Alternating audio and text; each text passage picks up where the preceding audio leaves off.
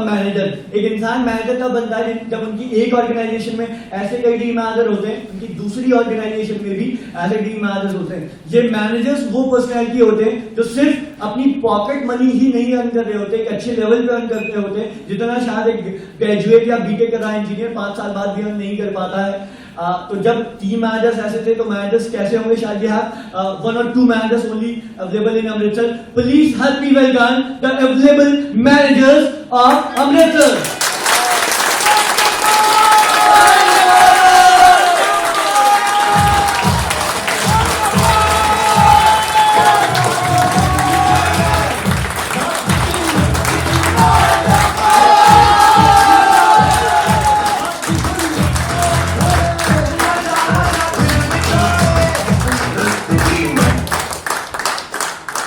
बहुत सॉन्ग सुन लिया, अभी नहीं सुनेंगे। स्टार्टिंग विद द पर्सन जो हमारे सामने अवेलेबल मैनेजर है, शायद एक ही मैनेजर है जिन्होंने खुद को मैनेजर अभी डिक्लेयर किया है। A personality who started alone, जिन्होंने एक कमरे में बैठ के एक सपना लिया था। वो सपना क्या था कि अमृतसर में भी एक ऐसी रेवोल्यूशन क्रिएट करनी है। मैं बता दूं, जो इंसान आपके सामने खड़े, अगर आज ये सेमिनार कंडक्ट हो रहा है तो सिर्फ इस पर्सनैलिटी की वजह से। In fact of you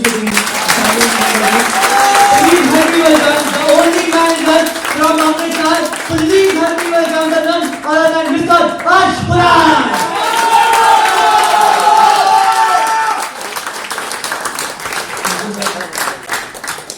Myself Arshdeep Singh. I am currently pursuing my BTech from GNDU, being into my second year, Electronics and Communication.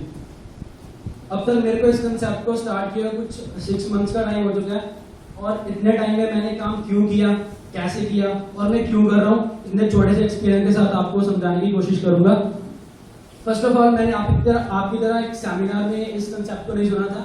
मैंने एक छोटे से घर में अपने मेरे दोस्त आए थे, उन्होंने मेरे को पेपर प्रेजेंटेशन दी थी और समझाया था कि यार हम इस तरह बिजनेस कर सकते हैं, मार्केट में ये कंसेप्ट आ चुका है। तो सर, इस कंसेप्ट को सुनने के बाद, प्रेजेंटेशन को सुनने के बाद मेरे मन में एक बात तो क्लियर हो चुकी थी कि जो मैं कर रहा हूँ, ऑलरेडी मैं 1 साल से बीटेक कर रहा हूँ, और ऑलरेडी जो चीजें सर ने बताई पहले आप रियलाइज कर चुके हो, केडी मारना, ये करना, वो करना, वही कर रहा हूँ। क्या मैं 4 साल भी ऐसे करता रहूंगा और 4 साल करने के बाद मेरे को पैकेज मिलेगा, फिर मैं अपने ड्रीम्स फुलफिल करूंगा, जो मेरे बच्चे होंगे तो उस टाइम तो छोटे छोटे बच्चे भी बोलते हैं पापा पिज्जा खाना है, डोमिनोज चलना है, KFC चलना है, क्या मैं उनकी जरूरतों को पूरा कर सकता हूँ?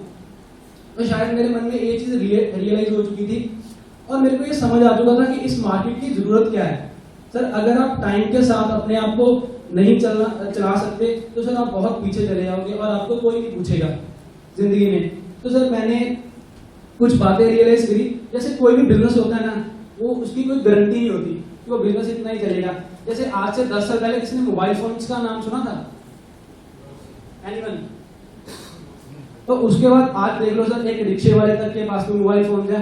तो सर, मार्केट में क्या चेंज किया? सबसे पहले एक सिंपल सा मोबाइल फोन होता था 1100 जैसा, फिर उसके बाद मल्टीमीडिया फोन आए, फिर उसके बाद टच स्क्रीन फोन आए, लेकिन इस टाइम जो फोन चले हुए हैं स्मार्टफोन्स। क्या अभी भी नोकिया अगर मल्टीमीडिया वाले फोन बनाए तो क्या वो सक्सेसफुल होंगे? क्या वो बिजनेस कर सकते हैं? लेकिन उनको जरूरत पड़ी टाइम को समझने की। आज से 5 साल पहले अगर हम किसी के पास जाते थे तो उसके पास नोकिया का फोन होता था, लेकिन आज इतनी नौबत आ चुकी है, नोकिया का चार्जर भी कहीं से मिलता, उसको रिप्लेस कर लिया सैमसंग ने, जिसने टाइम के साथ अपने आप को चेंज किया। और आपको एक छोटी सी और एग्जांपल बताता हूँ। याहू वेबसाइट सभी ने खोली है? एक टाइम था आज से 10 या 12 साल पहले, याहू के पास, याहू दुनिया की नंबर 1 वेबसाइट थी, और याहू के पास बिल गेट्स आए, माइक्रोसॉफ्ट आए, और उन्हें बोला कि सर हम आपकी कंपनी के 40% शेयर खरीदना चाहते हैं। तो उन्होंने भी बोला यार बिल गेट्स, हम इतने मतलब बिल गेट्स के साथ तो बात ही नहीं करेंगे, और बिल गेट्स ने बोल दिया बेटे बाद में देखूंगा। तो इस टाइम ये नौबत आ चुकी है कि याहू अगर अपने आप को फुल भी सेल करना चाहे तो उसको कोई भी लेने वाला नहीं है इस टाइम पे। और इंडिया में याहू ने अपना जो एडसेंस का वेंचर होता है उसको लॉन्च करने के लिए याहू के पास पैसे नहीं है। इतनी तक नौबत आ चुकी है, बिकॉज याहू को रिप्लेस किया गूगल ब्रदर्स ने, क्योंकि गूगल सर्च इंजन बना और याहू फ्लॉप हो गया। तो सर, इतनी बातों के बाद मेरे को ये सभी फैक्ट पता चले, और उसके बाद मेरे को पता चला कि जिस इंडस्ट्री में मैं ये कंसेप्ट सुना था अभी मैंने, वो इंडस्ट्री क्या है? इस इंडस्ट्री को ई कॉमर्स इंडस्ट्री बोलते हैं, IT एंटरप्रेन्योरशिप। कि सर, अमेरिका में एक सर्वे हुआ था, अमेरिका में 5 लाख बच्चे जो कि टीनेजर्स हैं, 18 ईयर्स की एज है, वो बिलियनियर्स हैं। तो उनमें से 3 से 4 लाख बच्चे मिलियनर बने सिर्फ इस कंसेप्ट से। लेकिन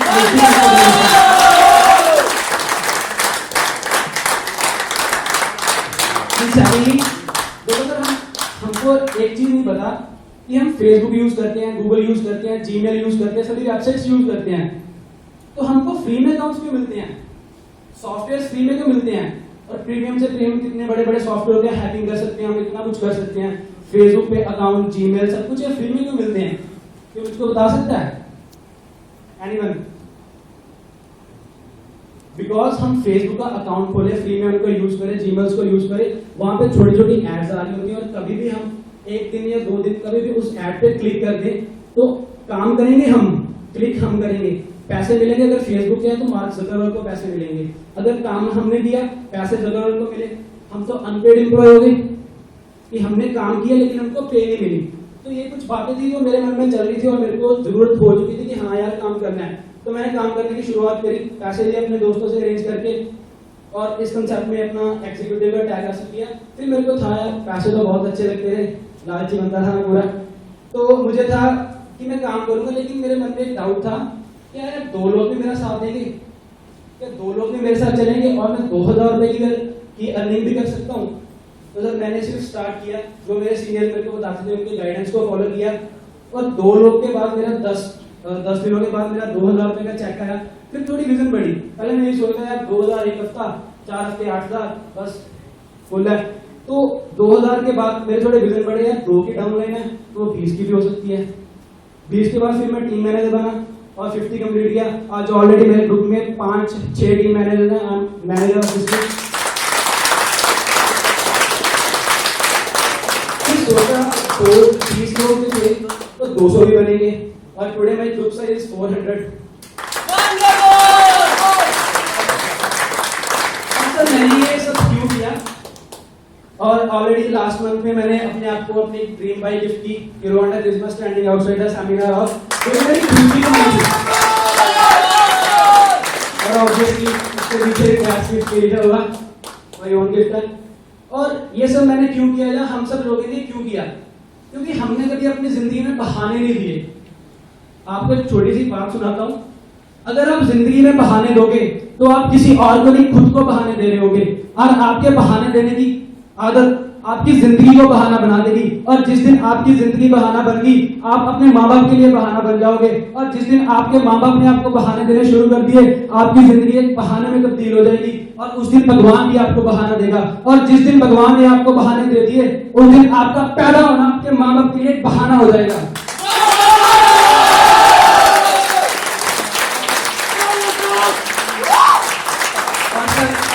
बहुत लोग थे तो जब मैंने काम स्टार्ट किया तो बहुत लोग गालियां देते थे, तो मैंने उनको बोला कोई बात नहीं बेटा, दे दो अब गालियां, एक दिन ये गालियां का शॉट तालियों में बदल जाएगा।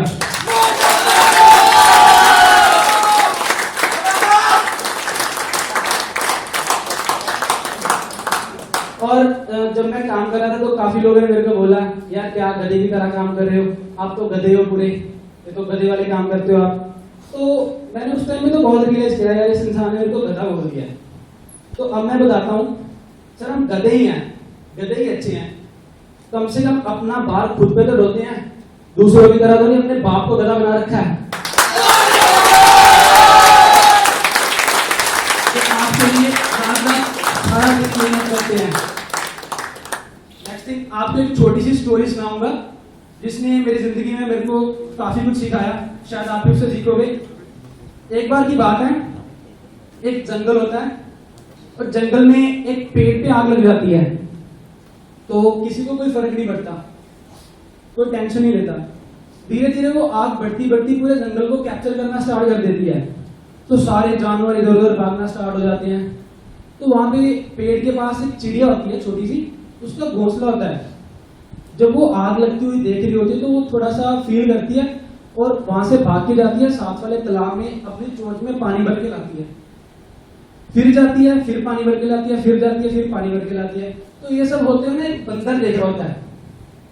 बंदर जैसे दुनिया में आपको काफी मिलते हैं, तो वो बंदर उसको क्या बोलता है, हे चिड़िया स्टॉप यू फुलिश बर्ड, अरे चिड़िया आप मूर्ख वाली हरकतें क्यों कर रहे हो, आपको क्या लगता है आपकी चोंच पर पानी से इस जंगल की आग पे कोई फर्क पड़ेगा? आप ये काम कर रहे हो, अपना इधर भाग रहे हो, जा रहे हो, इधर आ रहे हो, तो क्या होगा उससे? आपकी तो एक पेड़ की आग भी नहीं बुझेगी। वो चिड़िया उसको बहुत बैड सा एक्सप्रेशन देती है और वो चली जाती है। फिर वो और तेजी से काम करती है, आती है जाती है, आती है जाती है। फिर ना अंदर से रहा नहीं जाता, उसके ऊपर हंसने लगता है। चिड़िया फिर तेजी से जाती है, फिर आती है, फिर जाती है, फिर आती है। तो फिर चिड़िया इतना स्ट्रगल करने के बाद चिड़िया भी थोड़ा ऑब्सेस्ड हो जाती है। अंदर उसको रोकता है, फिर उसको बोलता है, चिड़िया आप क्या कर रहे हो, इससे कुछ नहीं होने वाला, आप मूर्खों वाली हरकतें क्यों कर रहे हो? तो ना चिड़िया उसको एक बहुत ही अच्छा सा जवाब देती है। वो क्या आंसर देती है? वो चिड़िया उसको बोलती है कि मैं मानती हूं और मैं जानती भी हूं कि मेरे इस चोंच पर पानी से इस जंगल की आपको कोई फर्क नहीं पड़ने वाला, लेकिन हाँ, जिस दिन इस जंगल की आग का इतिहास लिखा जाएगा ना, उस दिन आग लगवाने वालों में नहीं, आग बुझाने वालों में मेरा नाम है।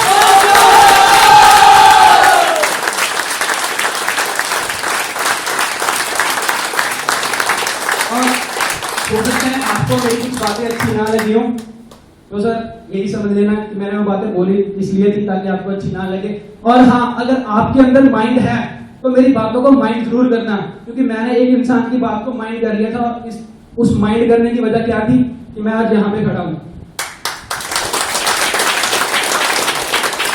और सर हम आपका साथ देने के लिए तैयार हैं, सिर्फ आपको एक डिसीजन लेना है। मैंने एक सही टाइम पे एक सही डिसीजन लिया था और इस वजह से मैं यहाँ पे खड़ा हूँ। तो सर अपना डिसीजन खुद चुने, अपने आप में कॉन्फिडेंस रखें, अपॉर्चुनिटी को ग्रैब करें और अपने आप को सक्सेसफुल घोषित करें। Thank you sir.